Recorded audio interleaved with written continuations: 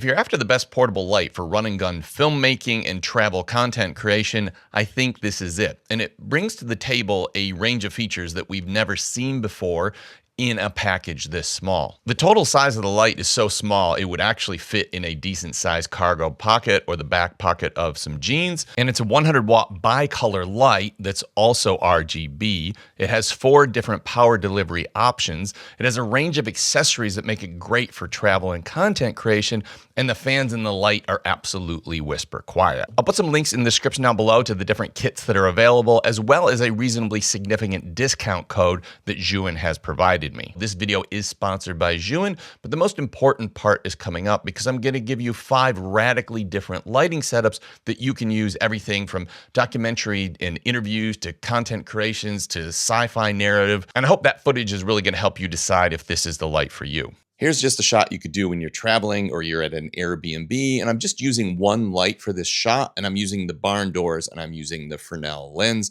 And I'm just bouncing it off a little white card here to my right. But I also could be doing that with a bed sheet or a towel or something like that, or even a white wall if I had one close enough to me. This is the shot with the ambient light in the room only and the light turned off. Now I'm going to turn the light back on. So this is a very simple setup that is just going to give you a better looking shot than using the lights in the room or the ambient light from the windows. And you can basically do this anywhere you go.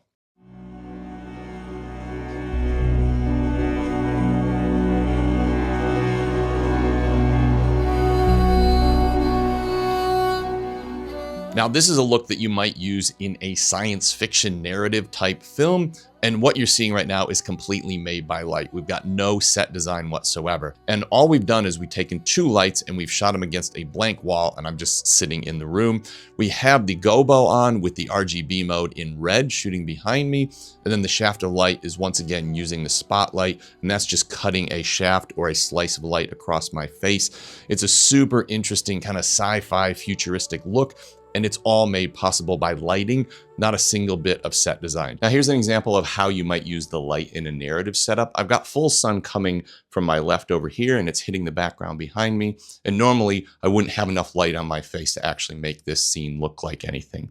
Now I'm just gonna turn off the light so you can see what it looks like with and without the light. Now we've turned off the light, you can obviously see this shot is no longer usable. We need that illumination on my face, so I jump off the background. So just this little light and a tiny light stand can make a huge difference. Just makes a shot like this possible that wouldn't be otherwise. And for the setup, I'm just using the light and the small softbox. I've got it at 100%. We're shooting at 5600 Kelvin. And I'm just using a small portable light stand to support the light. As everyone knows, using RGB lights for background lights on YouTube videos is incredibly popular, but this is kind of a totally unique and interesting way to do it, and almost gives me kind of a sci-fi look or something like that. Now, I know this isn't going to be for everybody, but I think it is an exceptionally cool look, and it's a little bit different than just spraying some color on the walls. You'll also notice that the colors are slightly different between the two. I've actually got the color settings the same on both lights. This is just taking on the color of the surface that it is hitting. And both of these lights are just set up with the gobo spotlights. I've used different gobo inserts for each of them. And yeah, I think it is a cool look depending on the type of content that you're creating. This is a similar setup, but I'm just using the single spotlight. I'm also using a more natural color. This is just going to make the image a little bit less stylized and a little bit more neutral. Now I'm using the spotlight in gobo to set a little bit more of a natural scene. You can see I've got it simulating window light coming through either shutters or slatted blinds behind me. Now originally when I set this up, there wasn't enough light in the room and that felt too much like a cutout. So I just raised the normal blinds in the room to just allow a little bit more ambient light in.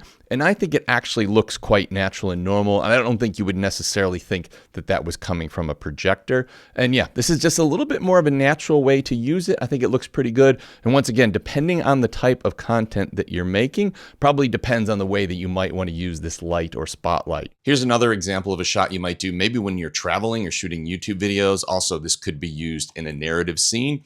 And once again, this is a shot that's not possible without this light lighting me up. Right now we've got the light on, and this is how the shot looks with the light off. This is obviously not usable. And this is the same setup as before. We've got the light at 100%. We've got it set to 5600 Kelvin, and we're just using a cheap lightweight light stand. So I think you can see that the light has a ton of versatility, particularly once you mix in all the different accessories that it has. Now I just want to go over some of the details of the light itself and how it works. To start with, the size is extremely small. As I said before, you could fit this in the back pocket of your jeans, in some cargo pants, easily fits in any camera bag, or slide in your carry-on or packed luggage. So you've got an extremely small form factor. The other thing is the brightness. It is a 100-watt light, and although in full sun, this is generally not going to be enough to light a subject, in any given situation where you're using background lights or you're backlighting with natural sun, you're going to be able to use this just to brighten your subject. You can bounce it off a ceiling, bounce it off a wall.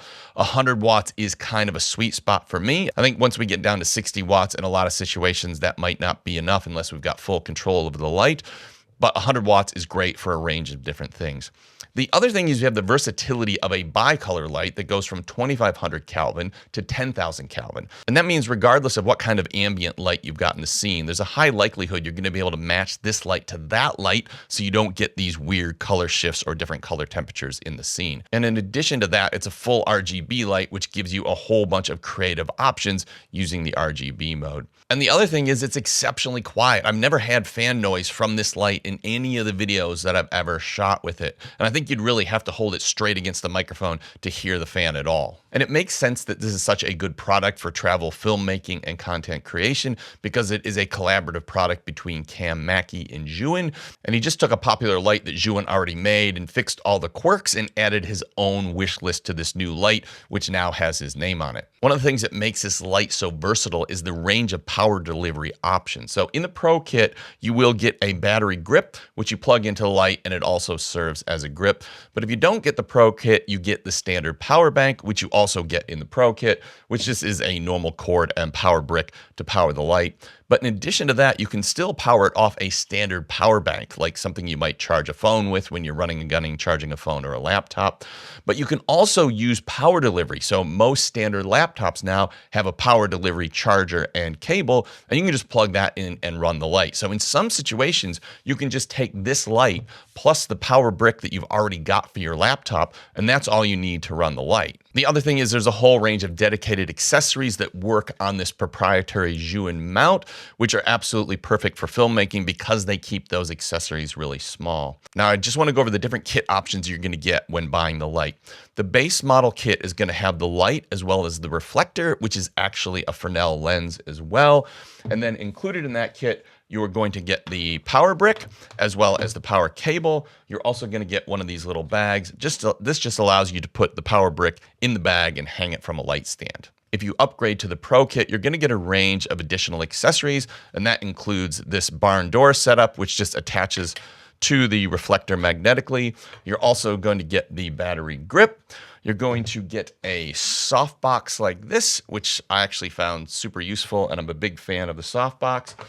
You're going to get the carrying case, the Cam Mackey Zhuan carrying case, and you're also going to get a small cable like this. This is just an extra power delivery cable for powering the light. Now, there's quite a big jump in price from the base model kit to the Pro Kit. And I think for a lot of people that don't need the battery grip, you're not actually doing running and gunning filmmaking where you're going to hold this thing in your hand and point it at people. I think what is a good middle ground is to buy the base model kit. That's not going to get you the battery grip, but it will get you the power bank, which allows you to power the light. And then for a little bit extra, I would just add the softbox because I found this softbox super useful. And for run and gun, shooting interviews or documentaries or talking head YouTube, this is what I'm going to use.